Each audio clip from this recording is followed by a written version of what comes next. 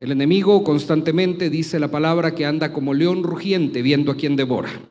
De tal manera que pudiéramos nosotros considerar que los ataques del enemigo casi siempre tienen como objetivo intentar, no es que lo logre, intentar destruir nuestras almas, ponernos a prueba, y casi siempre los ataques son calculados. Es difícil pensar que el enemigo vaya a tener algún ataque fallido. No le va a poner a alguien que tiene problemas con la bebida, algún pecado de cigarro en las manos, sino que lo que hará es estar convencido que el ataque sea lo más certero posible. La finalidad es que nosotros como cristianos terminemos manchados, revolcados en el lodo, figurativamente. Y que al final, pues nosotros, si es posible, terminemos hasta pisoteando el nombre de nuestro Señor Jesucristo. ¿Y cómo lo hace? Es importante entenderlo. Lo hace mediante mentiras razonables. Las mentiras razonables podrían ser aquellas verdades a medias que llegan a nuestras vidas. Aquellas afirmaciones que muchos pudiéramos tener, por ejemplo, decir yo no he pecado tanto como aquel que fue encontrado en una cama con una persona que no era su esposa o su esposo. O podemos pensar en una afirmación como bueno, lo tomé, pero nadie me vio, entonces no hay algún pecado que castigar. O escucho la música del mundo, pero cuando yo quiera la dejo, porque finalmente es algo que yo controlo. Ese tipo de mentiras que podemos nosotros ir desarrollando en nuestras vidas son tal vez los riesgos más grandes y las trampas que intentan de alguna manera seducirnos, porque habrá que reconocer que nuestras almas de alguna manera son débiles. Es comprensible razonar que no siempre estamos preparados para soportar esos ataques del enemigo. Hay que considerar que algunos pudieran decir que los días domingos no somos pecadores, porque los días domingos nos levantamos para venir a la iglesia. Pero entre semana, ¿qué sucede? ¿Cuál es nuestra actitud frente a la semana? ¿Será que nosotros estamos permitiendo que ese sacrificio de Cristo en la cruz del Calvario valga la pena? ¿Será que estamos nosotros dando paso a que se haga efectivo aquel sacrificio, aquel esfuerzo que hizo Cristo en la cruz del Calvario? Isaías se refirió al respecto diciendo: como cordero fue llevado al matadero, dando a conocer que no chistó palabra, no refutó, no dijo no quiero, no dijo por él no, sino que por el contrario, él afirmó esa necesidad de morir por su creación amada. La culpa de todos nuestros pecados terminó en él. Ese mismo profeta en Isaías 53 hizo proféticamente la narrativa y escribió a futuro aquello que fue bastante duro. Él de alguna manera reconoció que Cristo iba a ser herido por nuestras rebeliones, molido por nuestros pecados, y afirmó que el castigo de nuestra paz fue sobre él, sabiendo que como seres humanos no podemos encontrar una paz absoluta, sino que es necesario que nosotros, a través de Cristo y de ese sacrificio, alcanzáramos aún hasta la sanidad. Por eso la afirmación del profeta Isaías termina diciendo: y por su llaga fuimos sanados. Como cristianos no podemos nosotros en ningún momento tener la certeza de decir soy cristiano si la vida de Cristo no se revela al mundo, si nuestras conductas continúan siendo las mismas, si nuestro diario vivir no tiene cambios reales, porque es necesario que aquel que se llame cristiano es porque tiene a Cristo en su vida, es aquel que ha hecho un cambio, es aquel que muestra en sus acciones diarias lo que él ha hecho por su vida. Pablo a la iglesia de Colosas le habla claramente y les dice: es necesario morir con Cristo. De tal manera que si morimos con Cristo, resucitamos con Cristo. Y eso sería tal vez la evidencia más grande que hay sobre ese proceso de salvación, en el cual nosotros al finalizar podemos elevar nuestros ojos al cielo y decir, bueno, ahora puedo poner la mirada en las cosas de arriba, puedo buscar en lo eterno porque he muerto con Cristo. Una condición que es necesaria que todos tengamos si hemos aceptado a Jesucristo como nuestro Señor y Salvador. Si nosotros lo hicimos, si usted lo hizo de corazón, quiero decirle que es necesario que usted tenga claro un concepto. Aceptar a Cristo, como Jesús se lo dijo a Nicodemo, implica que tengamos una nueva naturaleza, que tengamos un nuevo ADN, que ya no seamos iguales. El apóstol Juan en la primera carta, capítulo 3, versículo 9, se refiere al respecto y escuche usted lo que dice el apóstol Juan en esa primera carta y dice, todo aquel que es nacido de Dios no practica el pecado, porque la simiente de Dios permanece en él y no puede pecar porque es nacido de Dios. Usted, si nace de nuevo, ya no puede tolerar el pecado. Debemos estar seguros que el creyente tiene la necesidad imperante de estar preparado espiritualmente para no ser arrastrado por su corazón tras el pecado. Porque si pudiéramos dibujar una línea del tiempo desde nuestro nacimiento espiritual hasta el día que estemos en la gloria, en la eternidad, pues existe el evento precioso en el cual seremos redimidos, bien sea porque en el arrebatamiento nos vayamos y seamos transformados, como lo dicen las Escrituras, o porque muramos.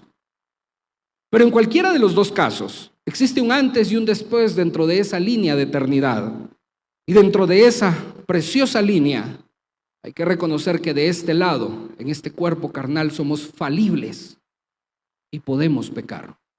Somos débiles, somos humanos. Y por eso es tan necesario que nosotros nos hagamos una pregunta. Esa pregunta debe de ser determinante en nosotros. Esa pregunta debe de marcar nuestra vida para que a partir de hoy podamos razonar el propósito de ese sacrificio de Jesús en la cruz del Calvario. Ese ADN que tenemos que tener. ¿Qué sucede cuando Cristo cambia una vida? ¿Qué sucede? ¿Solamente vociferamos que hemos aceptado a Cristo? No, no sucede eso. La segunda carta de Corintios, en el capítulo 5 y versículo 17, tiene una declaratoria muy conocida. De manera que si alguno está en Cristo, nueva criatura es. Las cosas viejas pasaron. He aquí todas son. Pero ¿qué implicación tiene ese versículo en nuestras vidas? ¿Qué le estaba diciendo Pablo a aquellos cristianos que se encontraban en la iglesia de Corinto? ¿Y qué mensaje podemos nosotros encontrar también dirigido a nosotros? De modo que si alguno está en Cristo, de modo que si alguno tiene esa seguridad, vive bajo la determinación de una nueva vida. De modo que no se equivoca en haber creído en Jesucristo como su Señor y Salvador y honra ese sacrificio que Él hizo en la cruz del Calvario. Valora lo que Él dio por nosotros, esa sangre, ese sufrimiento, haber cargado en su cuerpo toda nuestra culpa, haber perdido Él la vergüenza para que nosotros no fuésemos avergonzados. Haber anulado, como lo dice Pablo a Colosenses, la carta de los decretos y clavándola en la cruz la anunció y anunció que todos los pecados de nosotros han sido perdonados. Esa seguridad es la que nos implica y nos invita a nosotros como cristianos a vivir alejados del pecado. Reconocer que ya estuvo. Nuestra relación con Dios debe de cambiar. Reconocer que ahora es Dios y nosotros. Reconocer que la relación horizontal que debe de haber entre el pecado y nosotros debe terminar. Ya no podemos nosotros seguir con viejos hábitos. De manera que si alguno está en Cristo, nueva criatura es. Los hábitos viejos pasaron. Y las culpas que usted puede sentir por faltas pasadas, por pecados pasados, debe tener la certeza que por esas faltas y por esa culpa, Cristo ya hizo todo. Diríamos entonces que si usted siente culpa en su corazón por alguna trampa antes de llegar a Cristo, por alguna acción o algún hecho, usted no ha vivido la realidad de que ya fue anulada esa carta de decretos, ya fue anulada esa lista de pecados y ya no existe. Es importante entender que si alguno está en Cristo, nueva criatura es. Las cosas viejas ya pasaron. Todas son hechas nuevas. Y eso implica llegar al arrepentimiento y al conocimiento de la verdad, de saber que ya no podemos hacer cosas que no agradan a Dios. ¿Qué sucede cuando el cristiano cambia su vida? Todo esto sucede cuando un cristiano cambia su vida. Pero ¿qué hace Dios para nosotros? ¿Qué nos da Dios a nosotros cuando permitimos que ese cambio sea real? Cuando nosotros abandonamos la vida vieja y empezamos en el camino comprometidos a llegar mediante la salvación, como debemos de llegar ante los pies del Señor. Las Escrituras manifiestan. En el libro de Ezequiel 36, 25 dice: esparciré sobre vosotros agua limpia y seréis limpios de todas vuestras inmundicias. Hay promesa, mis hermanos. Hay promesa de que aquel que permita que Cristo esté en él es limpio. Y esa es una promesa fuerte a nosotros. Os daré un corazón nuevo. Ya no lo que teníamos antes. Eso ya pasó. Un corazón nuevo que alabe al Señor. Un corazón nuevo que se goce en él. Un corazón limpio, abierto a recibir de Dios lo que es necesario. Pondré un espíritu nuevo dentro de vosotros, dice las Escrituras. Ya no algo que esté inmundo y sucio, sino que algo que esté conectado con él. Quitaré de vuestra carne el corazón de piedra y os daré un corazón de carne, para que podamos tener esa sensibilidad de poder recibir esas manifestaciones del Espíritu Santo que redarguyen nuestras vidas cuando nosotros estamos al borde de pecar, para tener un corazón atento a la palabra del Señor, para ya no ser indolentes a la necesidad y poder cumplir con ese precioso mandamiento de amarás a tu prójimo como a ti mismo. Luego pondré dentro de vosotros mi espíritu y haré, escuche esto, que andéis en mis estatutos y guardéis mis preceptos y los pongáis por obra. ¿Qué sucede cuando Cristo cambia la vida de una persona? Sucede mucho. Y lo más precioso es que nos da todas las herramientas, todos sus mandamientos, todo su amor, toda su vida, para que realmente cumplamos ese propósito con una vida nueva, de ser esa luz en medio de las tinieblas, esa sal para el mundo. La pregunta es si hemos permitido que Cristo realmente transforme nuestras vidas. Porque si lo hemos permitido, de modo que si alguno está en Cristo, nueva criatura es. Las cosas viejas pasaron. He aquí todas son hechas nuevas. Su vida es nueva. El perdón está en su vida.